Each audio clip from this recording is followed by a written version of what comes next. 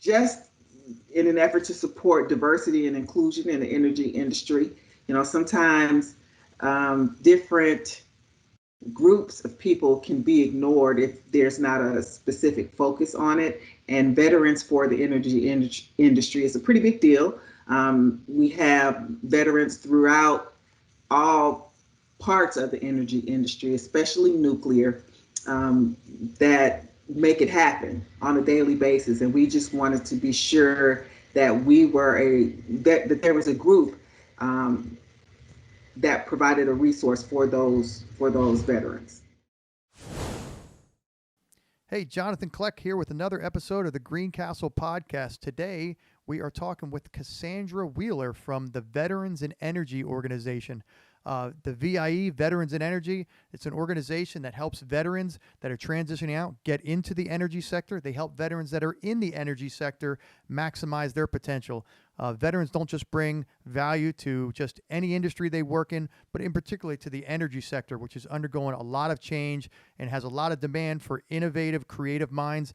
And Sandra and the VIE team, or Cassandra and the VIE team, are helping make sure that veterans maximize their impact in that sector. We're excited to talk to her today. This individuality stuff is a bunch of crap. There's a reason why. A master of innovation. The key to this growing is you. Any rational person would give up. I can't disagree with that. Make sure that we're not prisoners of our own experiences. You need a team of great people. Will not tolerate a loser.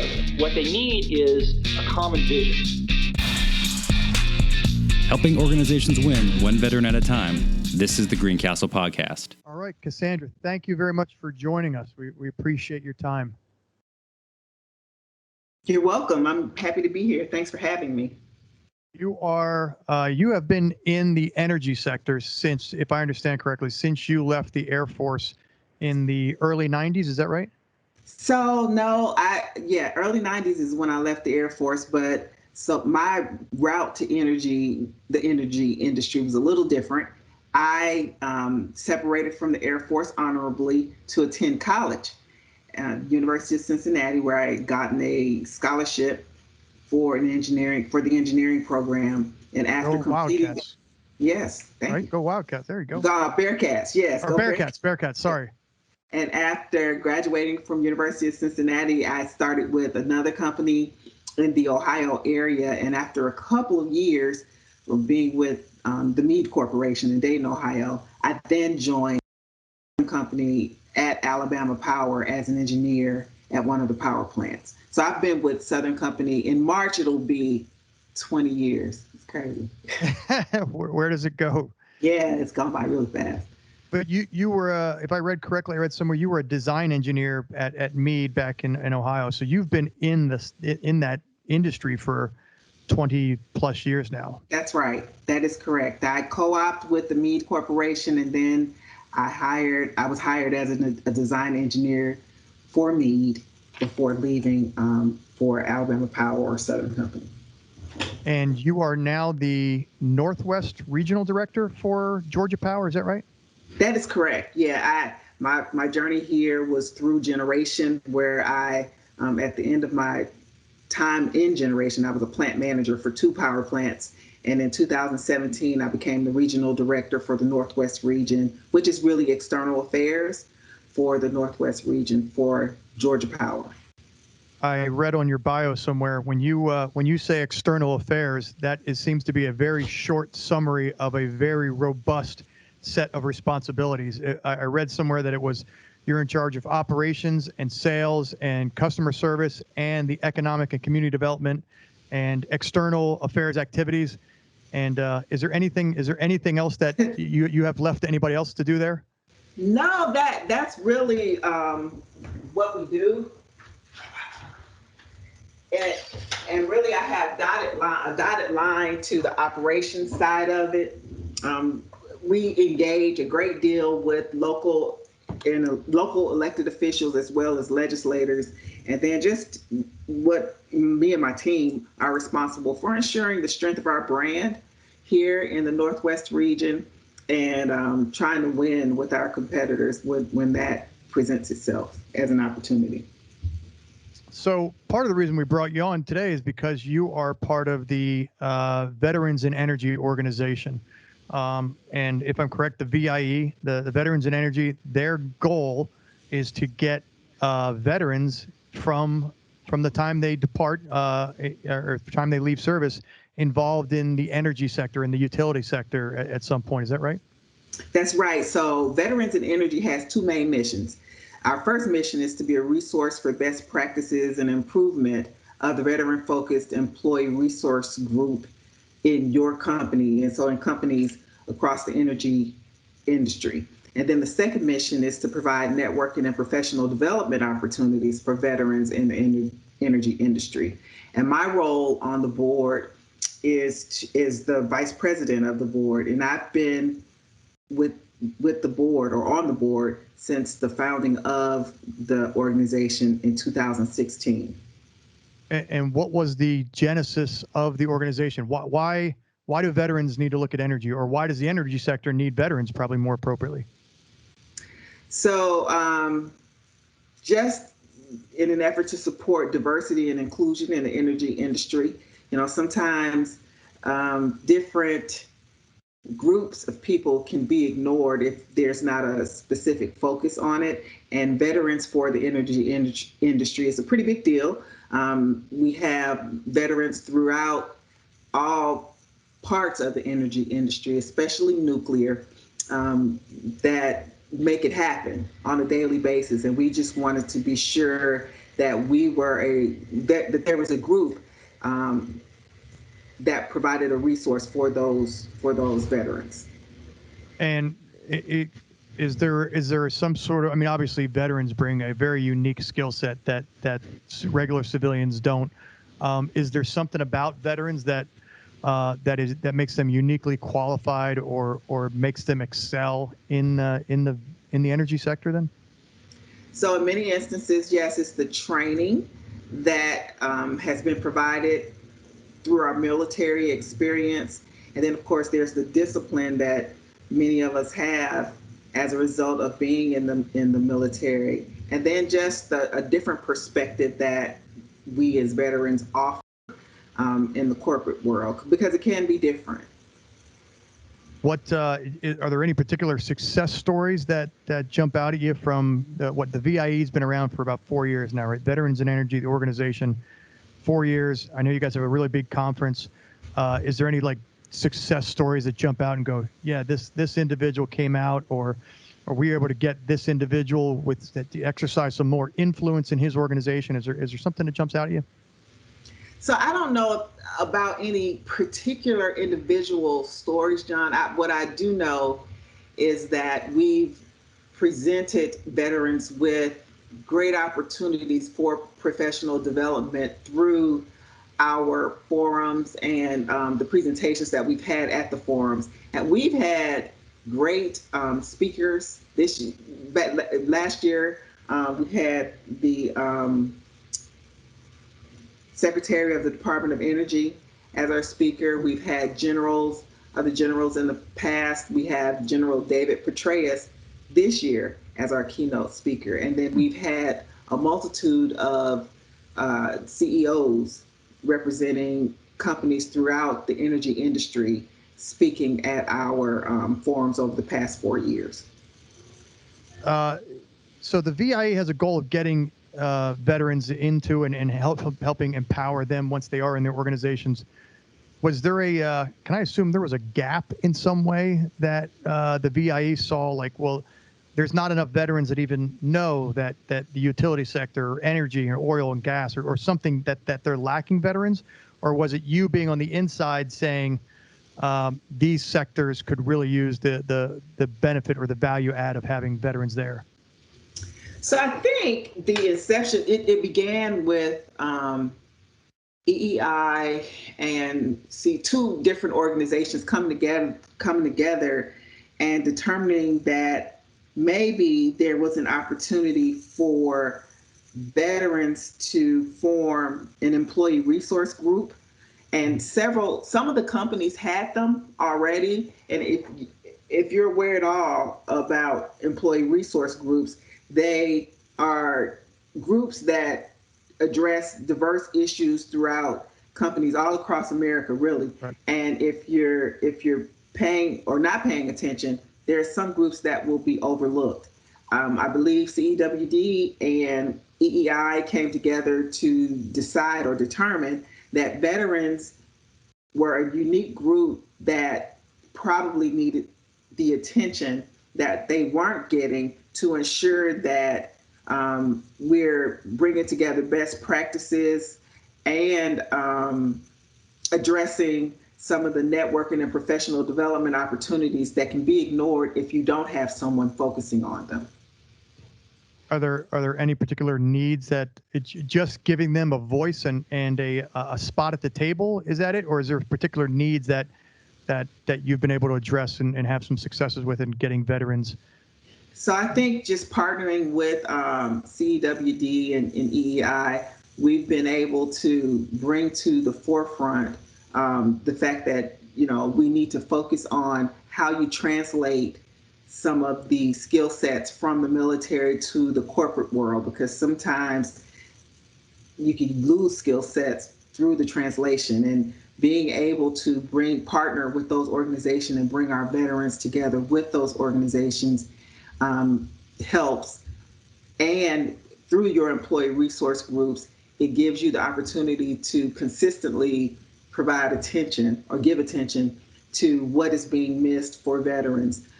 The different programming that's been made available through the employee resource groups, as well as through Veterans in Energy, has provided an avenue for our veterans to get additional professional development outside of what their companies offer, as well as opportunities to improve their individual employee resource groups within their companies based on the best practices that we all share across the industry. So our company is very pro-veteran. We're a veteran service, or we advocate for a lot of veteran service organizations. I love the idea of what the VIE does. I guess if I'm a veteran listening to this, and I'm going, wait a minute, what's the energy sector, and what can I bring? I was just a Marine. I was just an electronics technician on a boat or something like that. What is there skill sets that the energy sector looks for where you go, hey, when I was back in your shoes, I had no idea that what our tremendous value is. Is it the soft skill sets, or is there hard skill sets that veterans come out that they don't even know that is a super added value for the sector? That's right. It's both. So again, the veteran offers a unique perspective based on their experiences throughout all branches of the military. And then sometimes it's hard to know how your job in the military translates to the energy industry or the energy sector. And so helping to bring those folks together to discuss how you can be successful in the energy industry is part of what we do. And through our forums each year, and we're also offering different, because of the pandemic, we've had the opportunity to offer forums on a quarterly basis as well. Just the professional development side of it, and the ERG introduction for a lot of the companies is beneficial for the veteran who is already in the energy industry, to just kind of be aware of some of the things that maybe their particular companies are not introducing to them, giving you the opportunity to hear speakers such as General David Petraeus and executives from all of the different energy companies just talk about how the veteran has impacted their particular corporation or their company or organization, and how they've helped to improve it, and then the perspective that veterans offer all across the energy industry. You are an engineer by trade, right? That's correct. Electrical engineer, a Black female in the engineering domain. I'm going to go out on a limb and say that it is that you are a little bit of a groundbreaker. Would you agree that, especially coming out of the late 90s, that black females in engineering professions, where you were not exactly you were more like one in a million in the industry. Would that be accurate? Not one in a million. Yeah. There were a few of my class, but yeah, that there aren't a lot of black female engineers in the energy industry, but there are more than you would probably think. Well, I would tell you that go ahead, for please. me in my company, I was the first African American female plant manager for Wow. the entire company. And I wasn't the last because we have another one now. But you're correct, and I That's cool. don't know that it's just particular for African American females. I think in many instances, there are women all across the energy industry um, breaking through the glass ceiling, if you will, or Yeah. doing things in a different way and offering a different perspective that has allowed us to explore different career opportunities that we haven't in the past because the pool wasn't there, And Yeah. so because you have more entering the industry, and for me personally, I accepted a job with an energy company because the person hiring me was a female, and then she showed me and made it possible that it was possible for me to be successful in the energy industry.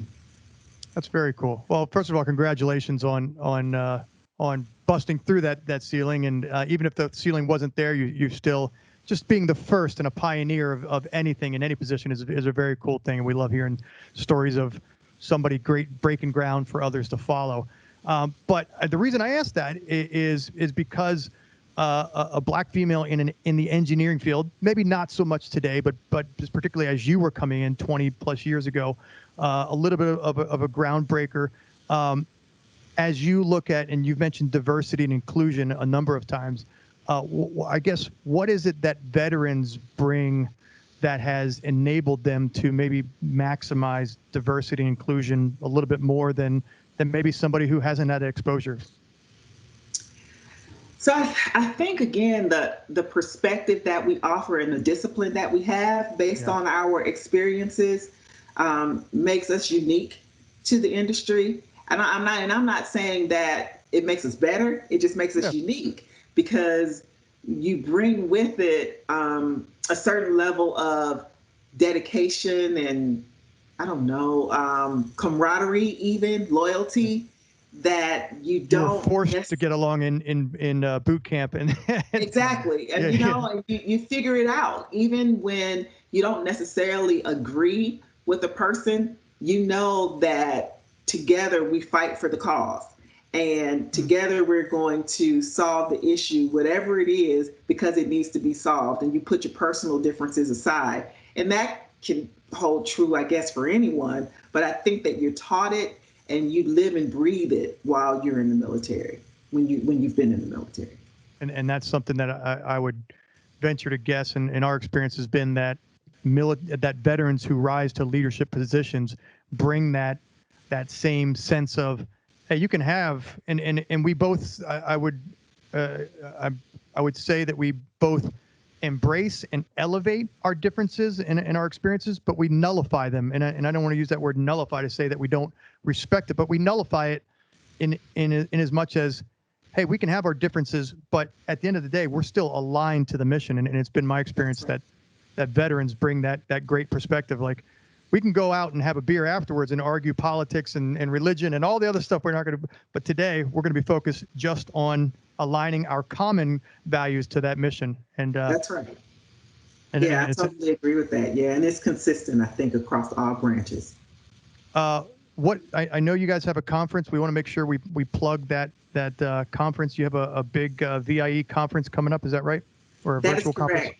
It's a virtual forum, December 2nd at 1:30. It's only $49.95 for those who would like to participate in it. You don't have to just be a member of Veterans in Energy. It's open to veterans and spouses and employees who have an interest in what it is we have to say. And really, our keynote speaker, General David Petraeus, is someone I think who brings a wealth of knowledge a great perspective on things that are happening currently, his experiences from the past, and I don't know, just the perspective of the military veteran and what we have experienced in the past as a whole. He just brings some unique and interesting ideas and things that he has to say. I think it's worth everybody's while to listen to him. For sure. I think it's $5,000 to go see a TED Talk. If you want to go see Petraeus, you can now see him for $49.95. That's a pretty good bargain. That's exactly right. Yeah, it's a great deal. Like, and when I look at virtual conferences everywhere, I'm seeing prices that are elevated, triple, and sometimes 10 times the amount to hear a speaker like General David Petraeus. And so you're definitely getting a great bargain at $49.95. Yeah. That's December 2nd. We can find you at veteransinenergy.org. Is that right? That is correct. Veteransinenergy.org, I think, is our website. Yeah, I believe that's correct. Sorry, I didn't mean to put you on the spot. Yeah, no, that's okay. I'm looking at it. It's veteransinenergy.org. That is correct. And if folks need to connect with you, you're on LinkedIn, right? Cassandra Wheeler.